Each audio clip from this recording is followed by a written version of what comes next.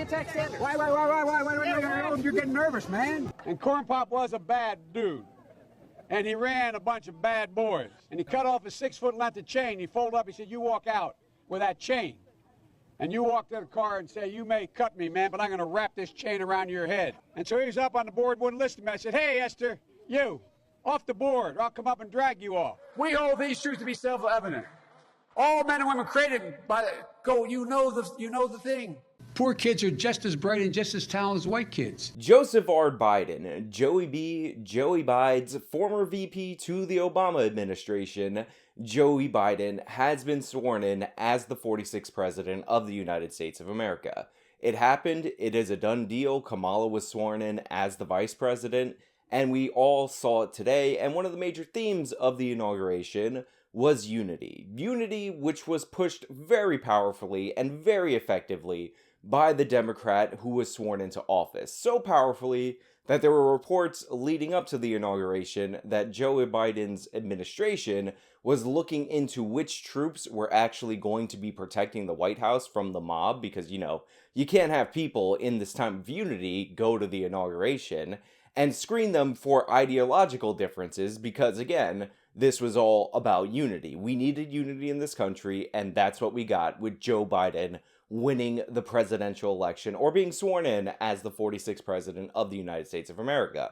Now, I know a lot of people are upset about this, and I know a lot of people in my audience are upset about this because I have a lot of Trump supporters in my audience. But there are two things that I think are very important to remember. First and foremost, no election is the final election. It's not like because Trump didn't win in 2020, therefore the nation is over. That's just not how these things work. We have midterm elections in 2 years, and we also have a presidential election in 4 years. And Biden's an older candidate. We're going to see what he's going to do as president with a 50-50 Senate and Democrat control of the House. So there's not really anything for him to hide from going into that second election. And I know there's reports that Joe Biden is saying that he won't seek a second election, which would be better for the Republicans because it's much easier to beat an empty seat rather than unseat a sitting president. But I don't believe that. But even then, it's just 4 years away. And as we just saw, a second term is not guaranteed. And number two, and this is just as important as number one for me to point out, is that I pretty much called this election. So if you've been watching this channel, this is not something that was unexpected for you guys out there. I told you in the Democratic primaries, a year before the first contest, that it would likely look like Bernie Sanders was winning in the earlier contest, but in South Carolina, Joe Biden would turn it around. And he would do this because of the large presence of Democratic voters that were black that were coming up in the South. And based on the order of the states, I was able to predict Joe Biden building momentum after South Carolina. But I also said in the general election that Joe Biden would have a better chance than Hillary Clinton of biting into that Donald Trump white base of support. And the only demographic to shift in the direction of the Democrats in this last election was white male voters. Every other demographic skewed more towards Trump than they did during Hillary Clinton's election run. So while we can all be upset or happy about the state of our country, while we can all be upset that your preferred candidate didn't win, whether you were a Republican or you had somebody else in the Democratic primary, I think it's incredibly important to take the time and acknowledge that I was right.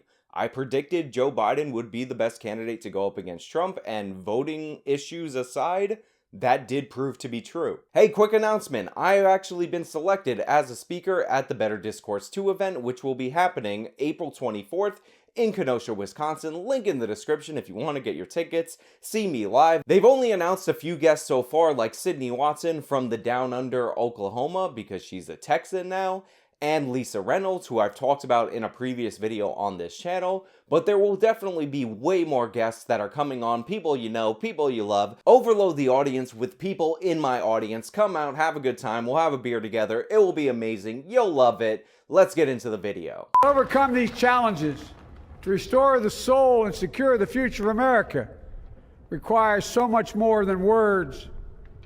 It requires the most elusive of all things in a democracy: unity. Unity. Bringing America together, uniting our people, uniting our nation. And I ask every American to join me in this cause. With unity, we can do great things, important things. I know, speaking of unity, can sound to some like a foolish fantasy these days. History, faith, and reason show the way of unity. We can see each other not as adversaries, but as neighbors. We can treat each other with dignity and respect. We can join forces, stop the shouting, and lower the temperature. For without unity, there is no peace, only bitterness and fury. No progress, only exhausting outrage. No nation, only a state of chaos. This is our historic moment of crisis and challenge, and unity is the path forward. And we must meet this moment as the United States of America. Now look, a big thing that has been pushed leading up to the inauguration and on the day of inauguration has been this unity theme, that Joe Biden is going to be a big unifier of the country. And all I have to say to that is I will be making fun of that the more he tries to push that. But on top of that, no way. We're not having unity with the people that think that everybody who disagrees with them is an authoritarian white supremacist fascist that deserves to be deprived of any access to the public square, lose their bank accounts, etc., etc. These are the same people that not only got people banned from social media sites, banned the President of the United States from social media sites, but they also went out of their way to get alternative platforms banned because they didn't like what was going on those platforms. Now, they use the excuse that on Parler, for example, that somehow violence was being promoted on that app, when that is just not the case. All the stuff that happened at the Capitol was primarily organized on Twitter and Facebook, and the Google Play Store and the Apple Store did not ban Twitter or Facebook over those posts. But 70-something posts on Parler, which has a growing user base, all of a sudden equals that site needing to be banned. They're also targeting Minds, which, by the way, I am on Minds, link in the description, because it's an alternative site. Absolute nonsense, and we're not going to have unity with people who think that we are so evil that the best course of action against us is to cut off our access to the public square and to the economy. Absolutely no way am I unifying with people who advocated for censorship over the past 5 years. I mean, right now we're in the middle of an impeachment proceeding. They actually impeached President Trump for the second time for telling people at the end of a speech to go over and peacefully protest at the Capitol. He said the word fight, which they quote mined in the impeachment proceeding, as if nobody uses fight in American politics, and they cut off the part where he said peacefully protest. So Trump not inciting violence, not inciting a riot by any legal definition is an impeachable offense, but Kamala Harris, the VP, bailing out rioters, totally fine. The Democratic Party over the last year encouraging hundreds, if not thousands of riots across the country, the destruction of small businesses that Democratic politicians are forcing to be closed under the pandemic, that's not impeachable. That's totally fine. That's just progress. But a couple thousand people show up and a couple hundred people in those 1,000 people enter the Capitol illegally, and all of a sudden we need to impeach the president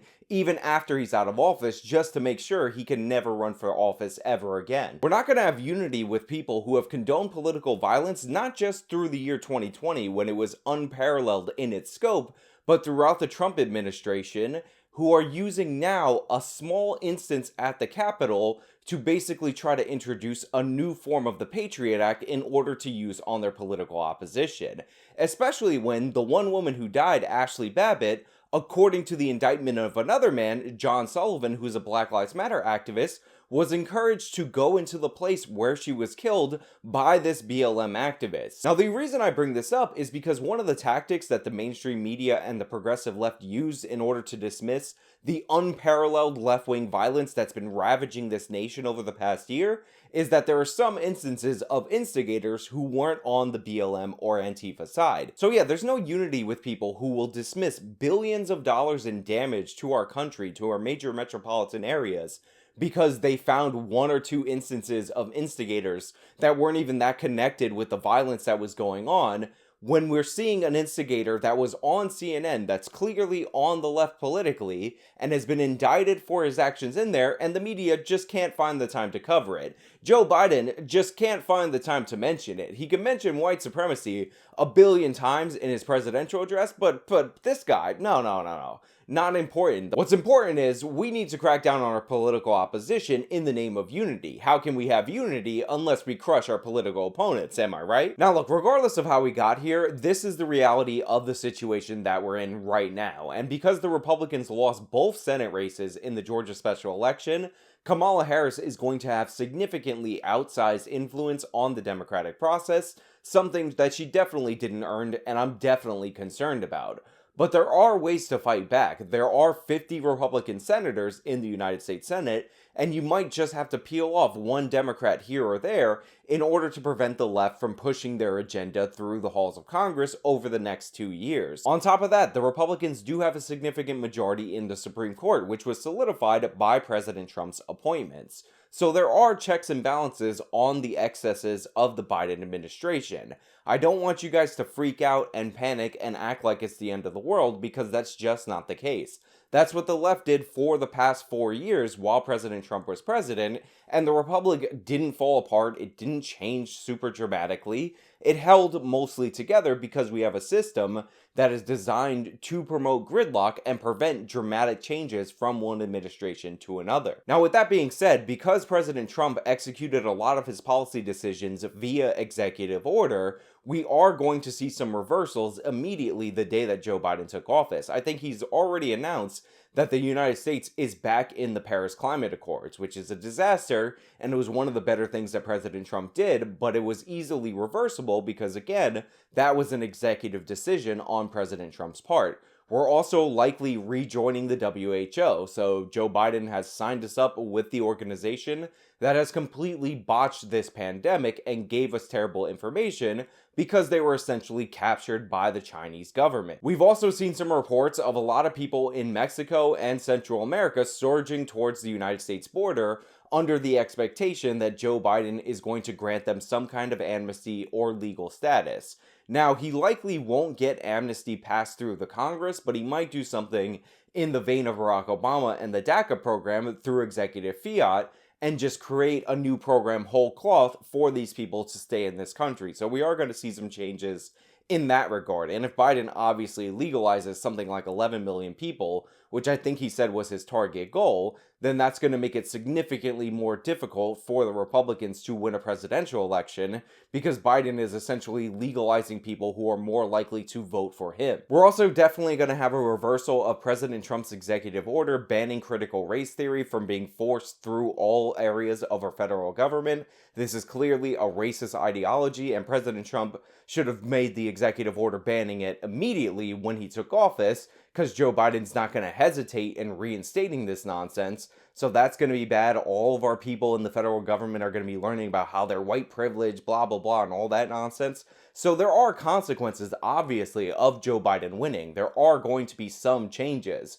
But the point I'm trying to make is that we do have some little bit of security or some stops on the excesses of the Biden administration, and those stops are only as effective as the pressure that you can put on those representatives in order to hold him back. But hey, those are just my thoughts on the incoming Joe Biden presidential administration. Let me know your thoughts down in the comments below. If you like this video, then please show me by leaving a like. You can subscribe for more content, follow me on all my social medias. You can support me via the support links in the description box. This has been me talking about Biden. Till next time.